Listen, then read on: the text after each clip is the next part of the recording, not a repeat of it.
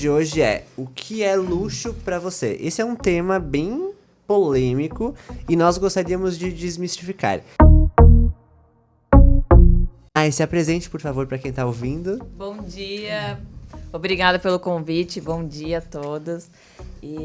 Sou Nayara Bogo, formada em design de interiores, me especializei em náutica.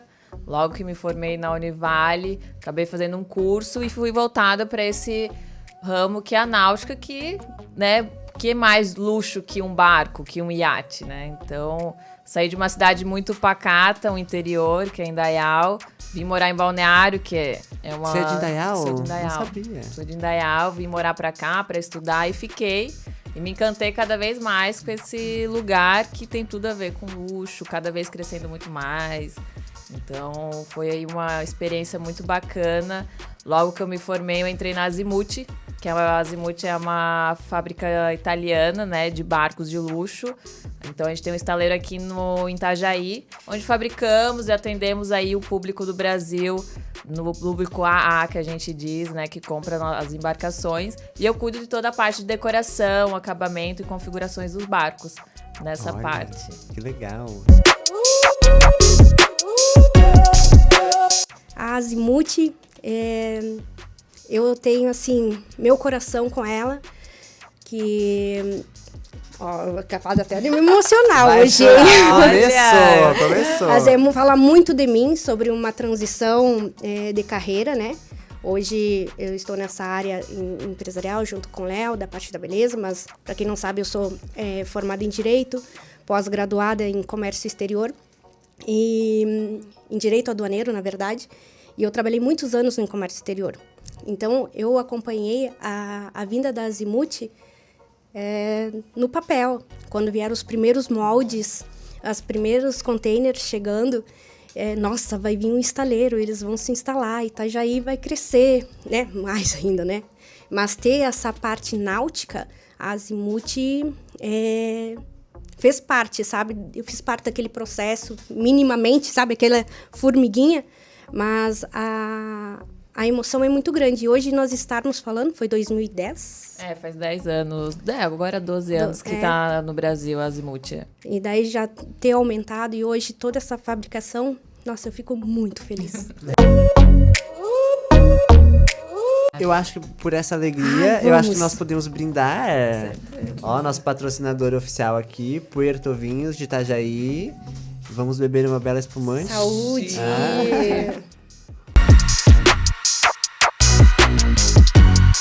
Quando a gente fala de luxo, a gente associa-se muito a preço. Um iate é caríssimo, um Porsche é caríssimo, mas um serviço no Espaço da 20 não é caríssimo. E é um serviço de luxo. Então, o que é luxo pra você é o tema, e eu vou começar falando o que é luxo pra mim. Luxo pra mim é quando eu entro em um lugar e não é um serviço que eu vou ter ali, e nem um produto, é uma experiência. Isso pra mim é luxo, quando você aciona os 5 sentidos. Sim. Nós somos seres sensoriais. Então, quando você chega num lugar e tem um cheiro agradável, você tem uma memória olfativa. Quando você chega num lugar e você tem uma massagem nos pés, como tem lá no espaço, você tem um toque e você tá acionando mais um sentido. Quando você chega num lugar e é bonito, é agradável de se ver, você tem um sentimento também. Então, quando é acionado esses sentidos, quando você chega lá e tem uma musiquinha agradável, pode ser bonito. Só que se for só bonito, não necessariamente é luxuoso, porque não vem acompanhado desses outros poréns, né? Então, o luxo pra mim é quando você gera uma experiência e que você entende que aquilo é exclusivo. Eu acho que exclusividade é algo personalizado. Todas essas palavras são associadas ao luxo. Então, eu gostaria de entender de vocês, de fato, o teu sentimento, Nay. O que é luxo pra ti? Você trabalhando nessa área que é tão falada em relação ao glamour, ao ostentar. Isso é luxo pra ti ou não? Exatamente isso. Eu já estudei um pouco também sobre o mercado de luxo, né? Por estar nesse meio, então já fiz várias especializações também. E é exatamente isso, é a experiência que você vai trazer para o seu cliente, para a pessoa que estará, né, usufruindo do teu produto, estará usufruindo do teu serviço. Então, hoje até na Azimut, a gente está trabalhando aí hoje com última coisa que o cliente vai ter, praticamente. Porque ele já tem a casa dele, ele já tem o apartamento dele em outro lugar, né? Ele já tem os carros melhores, ele já tem o avião, ele já tem o helicóptero. O que ele vai ter mais? Ele vai ter o barco. Normalmente é isso. O barco, hoje, a gente classifica que é um dos últimos produtos que o cliente, né, vai ter. E o que eu vou diferenciar do avião? O que eu vou diferenciar para esse nosso produto ser mais luxuoso? É isso aí, a experiência. Então, quando a gente faz toda essa composição, essa montagem, né, essa fabricação do barco, o que tem além do melhor material, da madeira mais cara, do produto, né, da tecnologia mais avançada dentro do barco? Vai ter a experiência. Então, a gente tenta preparar o barco. Na parte de enxoval, eu falo que eu cuido muito dos detalhes, porque o barco, na parte de enxoval, na parte final, vai ser a personalização do cliente dentro do barco. Quando ele chegar nesse barco, ele vai ver que foi pensado naquele mínimo detalhe, o bordado, o cheiro para aquele ambiente. O detalhe é um luxo. O detalhe é um luxo. Não necessariamente o ouro e a prata, né? Exato. Que nem a gente pensa muito isso assim lá no espaço. Eu não preciso servir água numa jarra de prata para dizer que eu tenho um luxo. Mas assim como a minha menina que está servindo, ela vai servir com aquele sorriso, né?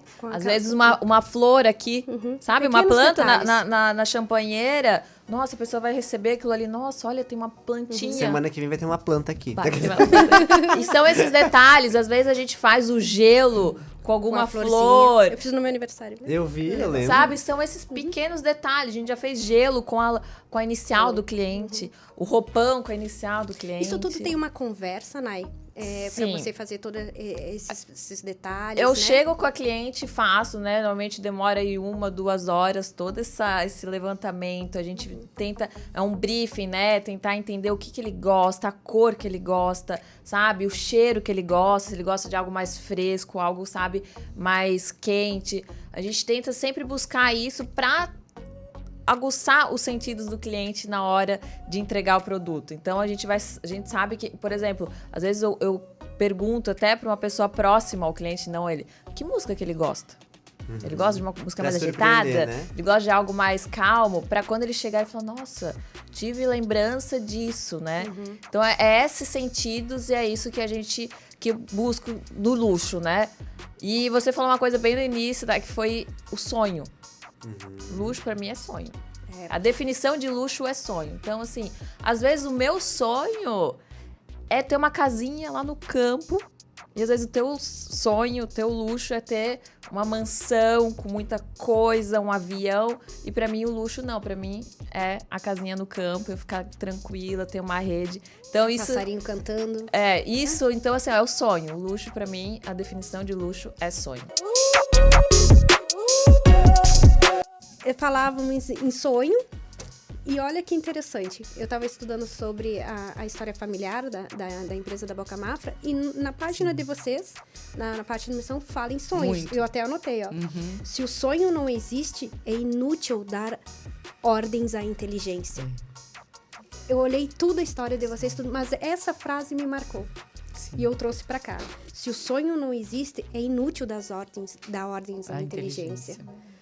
Então, eu acho que casa exatamente com o movimento de vocês da venda do carro, daquele desejo, quanto o desejo de você ter só, né, digamos, por último, a aquisição do iate, depois que você já teve tudo, como você falou.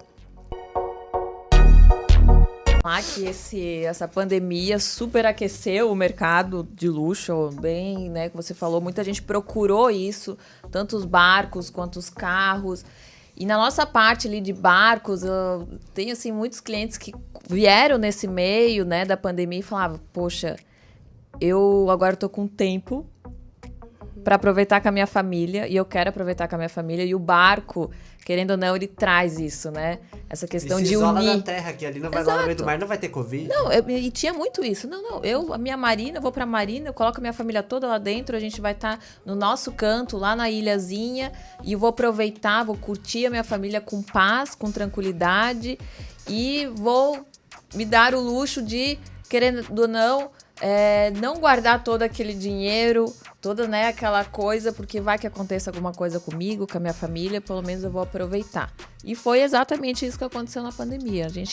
A produção a mil, começamos, né, muitas procuras, vendemos praticamente tudo. Sério, Nai? Sim, hoje você quiser um barco, a gente tá com fila de espera.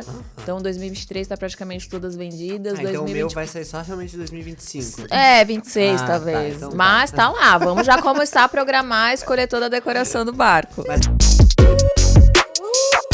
exclusividade que dá valor e não preço, né? Exato. Enfim, eu tô mas é exatamente isso, né? Eu acho que bem assim, a exclusividade. Poxa, eu quero aquele carro com aquela cor e não tem. E você vai ter que pagar o preço que tá ali e pago mais. Eu falo, não, eu quero, vou pagar. Eu penso que é real isso. O mercado de luxo, a pandemia alavancou esse mercado, né? As pessoas passaram a dar muito mais atenção e foco para os desejos, né? E o tempo, né? Acho que a pandemia assustou um pouco as pessoas do quanto o tempo é fugaz, né? O quanto a gente tem que viver o hoje. Mas a gente tem os clientes tradicionais do mercado de luxo e os clientes emergentes, né? E penso que todos, de maneira geral, deixaram vir isso à tona. Luxo tem muito isso. O luxo não é moda. Não é algo que vai passar. O luxo é algo que vem, por exemplo... Assim, e eu anotei aqui, Nai, resiste ao tempo. Não, resiste ao tempo, exatamente. Ele resiste ao tempo. E assim, por exemplo, também, uma coisa que o luxo tem é aquela coisa, a personalização, a coisa feita à mão, sabe? Eu dou muito valor a uma saia de crochê feito por uma bordadeira, sabe? Isso é luxo. E é uma coisa que vai durar e é uma coisa que foi feita ali à mão, personalizado pra você ter uma história. Que a gente for buscar, tipo, uma Louis Vuitton, uma Chanel, hoje os produtos... Hoje não, né? Os produtos deles são artesanais. E isso, querendo ou não, é luxo. Porque é muito demorado pra fazer aquilo. Tem uma pessoa por trás, tem uma história por trás. E isso tudo agrega valor. Agrega valor. Essa história, porque são marcas que têm uma história, construíram uma história, construíram algo ao longo do tempo. E hoje, toda essa história tem um valor que é somada ao luxo de tê-la. Apesar de que hoje a mulher tá ocupando... Eu ia te perguntar em porcentagem, assim... É um mercado... Ainda dos homens. 95%? Não. 70. Bastante, 60. Mulher. 60. Barco ainda acho que é 95. Dos homens. Sério? Sim. Eu já achava que era o contrário. Se bem que a mulher entra depois dessa parte final da decoração, a parte assim de decoração, né? A parte toda depois da compra, claro, que é muito mais voltado pra mulher, né? O homem até deixa, assim. Mas hoje a compra... Fechamento, né? Fechamento. Mas eu tenho umas 4 clientes mulheres poderosas que compraram. Elas compraram e tem o barco delas e tem toda a característica delas e elas que mandam. Perfeito. A gente tem a mesma coisa, a gente também tem clientes e clientes. Tem clientes que já gostam. Não, é meu barco. Mostra pra todo mundo. Não, a gente tem uma feira, né? Meu barco. A gente tem a feira. Tem muito isso, né? A gente tem a feira, o Boat Show em São Paulo. Aqui na Marina Itajaí teve o Salão Náutico também. Então, os clientes emprestam barco para fazer a visitação do público. Tanto o público quanto prospects, né? Clientes que irão comprar o barco para entrar, para ver, para conhecer a embarcação. Então, a gente tem muito isso. Só que tem clientes que falam, não, eu não vou emprestar meu barco. Não gostaria que ninguém visitasse. Mas tem clientes que deixa, né? É que o barco é a extensão da sua casa. Exato. Né? Você deixa qualquer pessoa entrar na sua casa? Exato. Eu não deixo. Exato. Então você vai, né, tem seus itens particulares, seus itens, seus mimos, né? Ali, e é tudo muito delicado. Então, eu acho, né? Claro que tem que ter para mostrar, porque você não vai ter um barco sempre à disposição e para fazer essa venda. Então, eu penso que você diga obrigada por deixar ir para. Sim, a gente sempre dá um presente, algo, né, pro cliente, né, agradecendo, porque querendo ou não, é exatamente o que você falou, é a casa dele, o sonho dele tá ali e tá sendo exposto para pessoas. Então, assim, é muito relativo. Muito cada cliente, né? Cada cliente tem seu. história, Nay. Eu tava falando que tu é de Indaial, você formou. E como que é hoje fazer parte do estaleiro italiano, viajar? Porque eu acompanho você, né? Em cada gala, um canto Viaja o mundo do todo, país. Tô indo semana que vem pra Cannes, que vai ter o Boat Show de Cannes, que é o estaleiro, né? Um dos maiores boat shows, mais chiques, mais luxuosos é Cannes. Tô indo, né? Pra buscar mais experiência, né? Trazer novidades da Europa pro Brasil. Então isso pra mim é muito gratificante. Ano passado eu ganhei a Forbes Under 30. Pra mim foi muito, nossa, eu chorei assim muito, porque eles contaram bem a minha história, né, na Forbes, da onde eu comecei, que eu comecei a trabalhar com 14 anos. Meus pais são pessoas muito simples, e a gente vinha de Indaial pra pescar em Balneário Camboriú. Eu vinha com meu pai, a gente pescava nas pedras. E eu via de longe os barcos, eu falava, nossa, pai, um dia, quem sabe, né, a gente pode pescar num barco desses, ir num barco desse pra pescar lá em alto mar. E ficava sonhando, e quando eu entrei na faculdade eu falei, cara, eu vou trabalhar com barco, eu vou me formar, eu quero trabalhar, é uma paixão, acho que desde criança, né, de ver os barcos.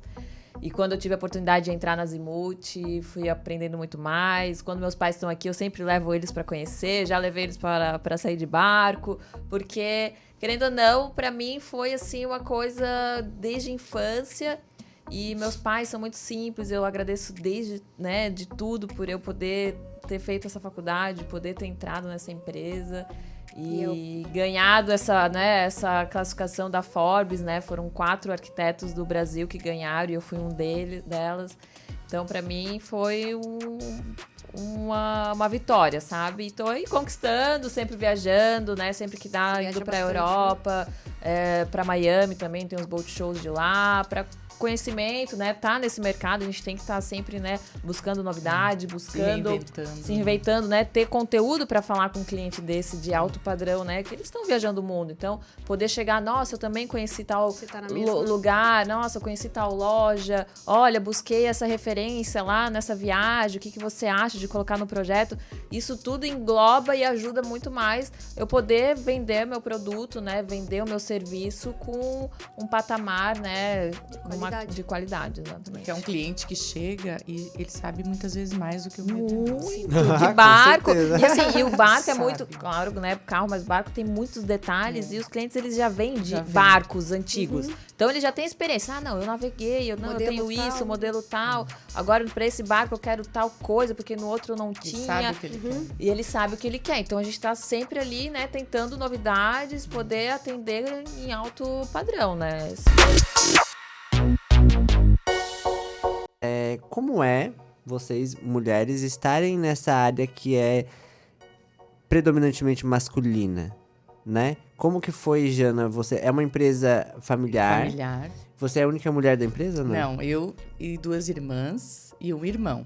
Então, mas ele ainda é o que toma as decisões principais. Isso. E como que é pra Algumas ti? ele diz, é tu que resolve, mas... Como que é você tá nessa área, ou não tem isso? Ou tipo assim, é uma área masculina, mas as mulheres estão ali e pronto, acabou. Então, eu venho de uma família com mulheres muito fortes no sentido de... assim, ó, eu penso que nós temos muito a avançar ainda. Né? Nós, como mulheres nesse mercado, temos muito, muito a avançar. Mas, porque a gente não tem referências de trabalho no passado. A gente tem da família, de mães, de tias, né? Eu tenho boas referências da minha mãe como trabalho, que seja do jeitinho dela lá no campo que ela tinha, costureira e do lar. Então, muito forte, família de personalidades muito fortes. Então, a gente tem essa força que a gente né, resgata.